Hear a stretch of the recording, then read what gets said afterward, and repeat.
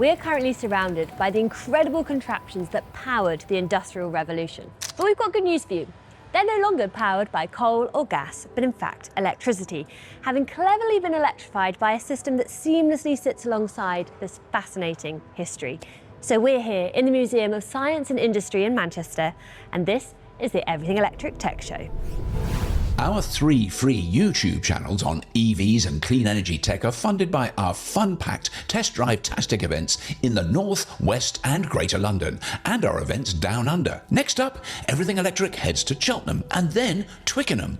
All events include a B2B EV day and commercial vehicles too. And now, back to the episode.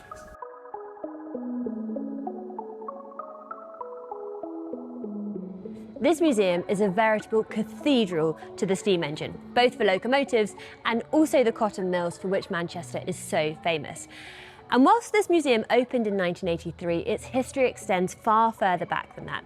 And in fact, this site is the site of Liverpool Road Station, which in 1830 was the first passenger railway station, taking passengers from here in Manchester to Liverpool in 1 hour 46 minutes on that, the Planet steam train.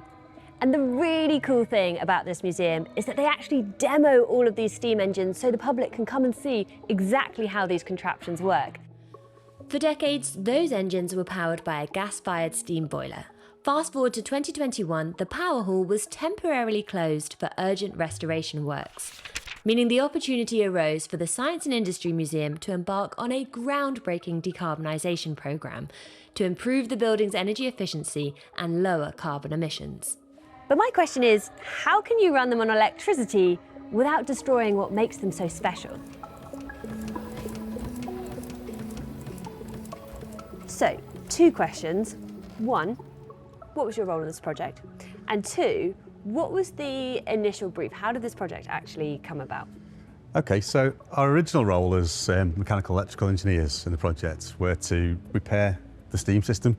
So there was a gas boiler down the lower yard, generated steam, burnt gas, generated steam, sent that steam up to here, powered all the Victorian engines, moved them all around, 10 bar, and then that steam was supposed to be turned to a liquid with big cooling towers outside, and then all the water dumped to ground. So we were looking at getting that to work again because it didn't work. It had clogged up with oil.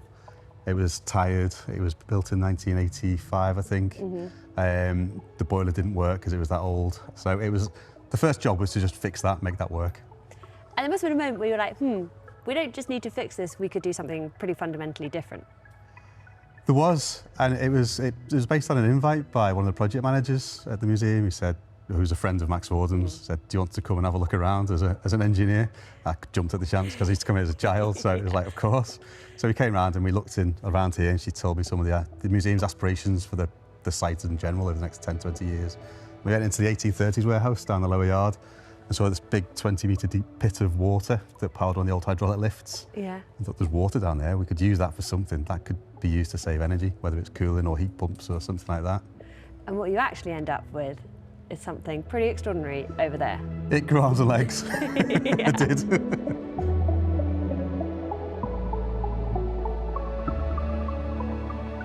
So this is the arms and legs that the project grew, but what on earth are we looking at here? So what we've got here is the main plant room, is the brains and the kind of the central operation. So we've got a steam boiler, which replaced the old gas-fired steam boiler, which replaced the old coal-fired systems that used to run these Victorian engines. Wow. So you've got an electric steam boiler now, 800 kilowatt steam boiler. That sends steam at 10 bar down to all the Victorian engines, which powers them and runs them, and then we get steam and liquid coming back, but it's too hot to go back into the boiler. So we've got a heat exchanger, and then from the ground, 90 metres down, we pull water out the ground at about 10 or 12 degrees C, which then cools that down, so that water loop can be closed. But then we've got a load of heat in the heat exchanger, which we can recover. So we can then use that heat to heat this building, or we can send it down to 1830s building where we can heat that building. And then if the steam boiler isn't in operation, because it's only used for demonstrations, because it uses a huge amount of energy, we can use the groundwater to pull water out the ground again, and put that to the heat pumps, which can then heat this building as well. And that groundwater can also then power a heat pump in the 1830s warehouse as well. What really strikes me is that one of the beautiful things about this museum is that it gives you this sense of like how things work and really ignites that passion for engineering. And that same principle has absolutely been applied here. So it's amazing that visitors can actually come and see and understand how it works as well. It was one of the concepts. So obviously we got funded from the government for this. So we got 4.3 million from Salix to pay for the decarbonisation. And part of that was to use it as an exhibit as well, to try and educate people about electrification, how engineering works, where steam comes from. What could you do here that you could do at home maybe? I did a back of the envelope calculation and I worked out at the time, if you could get less than 1% of every household that visited the Science Museum to decarbonise a house by 10%, it would be the same as the museum being zero carbon immediately. And that the power of education is that strong. It wasn't just about decarbonising this one building. And that's kind of one of the reasons we got the funding for it. That's absolutely incredible. And also just what a wonderful story to see how something has transitioned from coal to oil to gas to now an electric steam boiler that also is so perfectly complemented by a ground source heat pump system as well. However, I'm sure it was not a straightforward project. We are in a Victorian building which is probably laden with various quirks. What emerged from the woodworks, literally and figuratively, as you went through this project? I think the biggest challenge was the planning process. Because we did it in various stages to meet the funding requirements, meet the museum's funding programme, and to get it open as soon as possible. We had to do 4 different work packages to deliver it and phase them in 4 different ways. So some enabling works, then this, because we had to spend the money for this. So we had to do, I think it was about 27 different planning applications. And because it's such a public building, there was a real focus on it by the planning department and listed building consent. Everything, you can see everything is beautiful. Everything is beautifully kind of integrated into the building. So that was a real challenge. We obviously insulated the roof to stop the heat loss. So that meant the roof got a little bit taller. So that was a planning application in its own right. And it's observed by so many people. As you see, there's a lot of high rises now, and there's a lot of residential things. Everyone had a say on it. So I think that was the most complicated thing, is jumping through the planning hurdles because it's so public. But a key question, is it more energy efficient? I'm guessing yes, but how much more energy efficient than the previous system?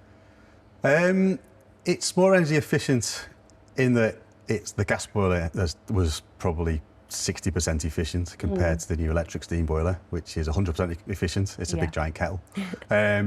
It's more efficient in that the original system was heated by the gas-fired steam system, which didn't really work very well. So it's 1,000 times more efficient than that. But it actually, the heat pumps, because they're ground source, they run at about an efficiency of 400% compared to about 50% of the gas system. So it's probably 8 times more efficient, but it's actually so much more effective, which is the difference, because now we're protecting the fabric much better. So more efficient, more effective, and a more pleasant environment for visitors and people who work here to be in. A more pleasant environment, and the exhibits are all protected from corrosion as well.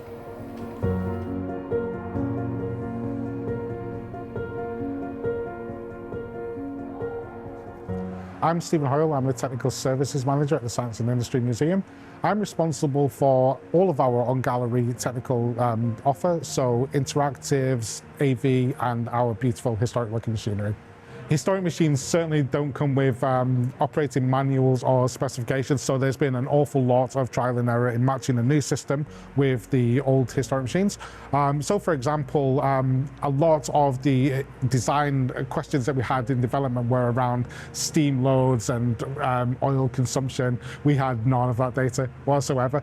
So we've had to go through a process alongside Max Fordham of running all of the machines, testing and measuring to see return temperatures, to see steam loads, to see how much oil is getting back into the system, and then tweaking the system accordingly to match that. Now, this steam engine here was built in 1926 in Manchester, and it was used to power weaving and spinning in a mill in Burnley. At the time, it was considered one of the most advanced steam engines in the world because it wasted so little energy as heat, comparatively at least. And to put this in numbers, this is 450 kilowatts, or around 600 brake horsepower. Now, we recently featured an electric motor on the channel, which is about this big, weighs 12.7 kilos, and can produce 1,000 brake horsepower. Now, from this to this in 100 years, that so clearly depicts the rate of progress.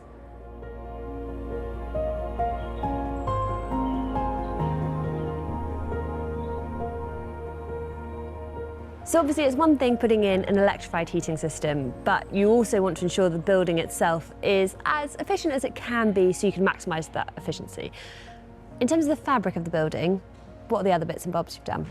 You're right, so we had to really make the building far more efficient so the heat didn't just escape. Originally the roof was slate on top of timber, so there's no insulation. So we've put in, it was at the time the UK's full supply of wood fibre insulation. Oh my God. We had stacks of it in the yard and like you couldn't get anywhere else in the country. So the whole, because it's such a big roof. So the roof was raised with, I think it's 120 mil of wood wool. We've replaced all the windows, all the glazing you can see. So they're all double glazed now to stop that heat loss, because that's one of the biggest heat losses. We've actually also, you can't see them, but integrated into all the windows, the natural ventilation panels. Ah. So because it gets hot in summer, we can open them automatically. There's temperature sensors which open them, let some heat in. It cools the brickwork down, so we use the thermal mass and all the concrete and stone that you can see to make the building cooler in summer, so we can cool it at night. So if you use all those passive techniques we use on new low carbon buildings as well. We replace all the lighting, so it's all LED, and it's all well controlled with daylight control as well. So they were the major things we did to the building fabric. And all of these things, which obviously make it a more efficient building, they're totally invisible. They fit very seamlessly with the existing surroundings. So in terms of carbon savings then, what are we talking? So when we did the calculations, it's about 515 tonnes of carbon reduction a year compared to its previous operation. That is absolutely huge. It's a vast amount, and that comes through the efficiency of the heating system, the steam system, taking gas out. I think that's the major part of the role, really, part of it. Now, this is a phenomenal project, but what do you think other heritage buildings or other historic buildings can learn from this kind of project? I think we work on a lot of heritage projects, and what we learn on all of them, particularly this one, is to be bold, to actually be really adventurous. If you can take the planning department on a journey, take the client on a journey, learn from past projects, learn from this one for the next one.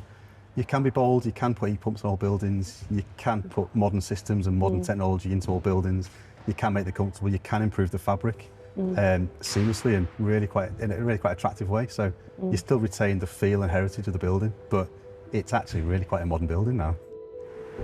This has been a multi-million-pound project, but the way I look at it is a once-in-a-generation investment into this infrastructure. I know from my discussions with colleagues across the museum industry who operate this sort of machine, continuing to operate is a real challenge due to fuel costs, fuel types, environmental challenges. So what we've done is invested in the long term, and our whole ambition around this is to celebrate the human-engine relationship and really inspire the next generations of technicians and engineers. The only way we can really do that is to have the machines operating. So yes, it's been a massive outlay, but it will allow us to continue to operate in a much more sustainable fashion for the foreseeable future.